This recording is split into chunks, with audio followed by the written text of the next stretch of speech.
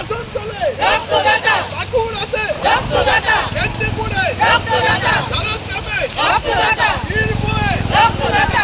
আজকের মমতা মিছিলের তালে তালে যোগ দিন। সম্প্রতি শহর দুর্গাপুরে আলোড়ন ফেলেছে রক্তচোষা সিন্ডিকেট। নাবালক স্কুল ছাত্রদের তুরুপে তাস করে চাকার প্রলোভনে জড়িয়ে তাদের শরীর থেকে রক্ত নেওয়ার চাঞ্চল্যকর ঘটনা সামনে এসেছে। শুরু হয়েছে তদন্ত।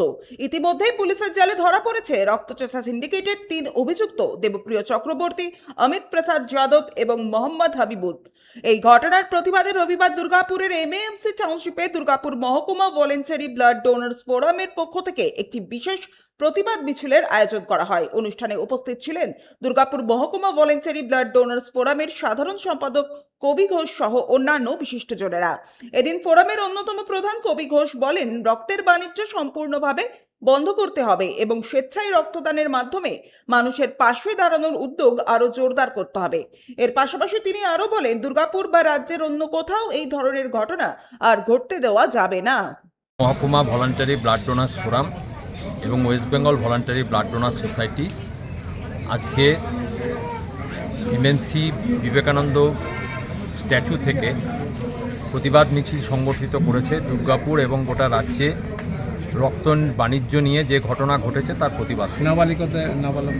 আমরা দৃঢ়ভাবে বিশ্বাস করি রক্ত পণ্য নয়, মানুষের ভালোবাসার দান।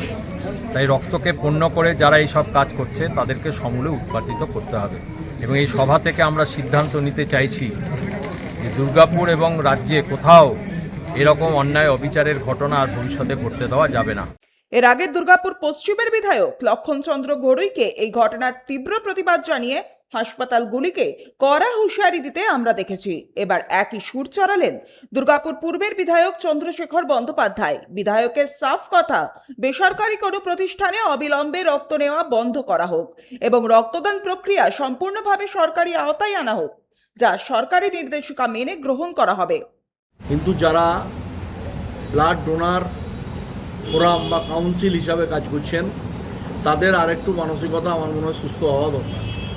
কারণ সরকার নির্দিষ্ট করে পার ডোনারকে ফুড টিফিন দেওয়ার জন্য একটা পয়সা অ্যালটমেন্ট করে, সেই পয়সাটা সঠিকভাবে পৌঁছায় না।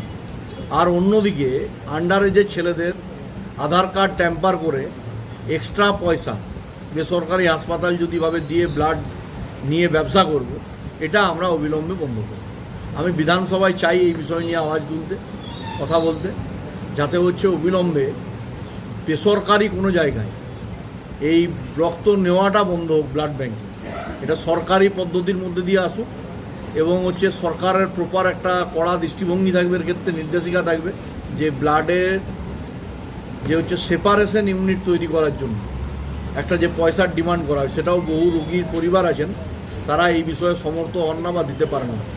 তারাও যাতে আগামী দিন এই ব্লাড কম্পোনেন্ট মেশিন এবং সরকারিভাবে ব্লাড নেওয়ার ব্যবস্থা তৈরি হয়, তার জন্য যথাস্থানে আমরা লিখিতভাবে ডিএমের মাধ্যমে স্বাস্থ্য দপ্তর এবং সকল দপ্তরকে এই বিষয়ে সহ অবহিত করব। সাধন ব্রুজ, 99 নিউজ বাংলা, দুর্গাপুর।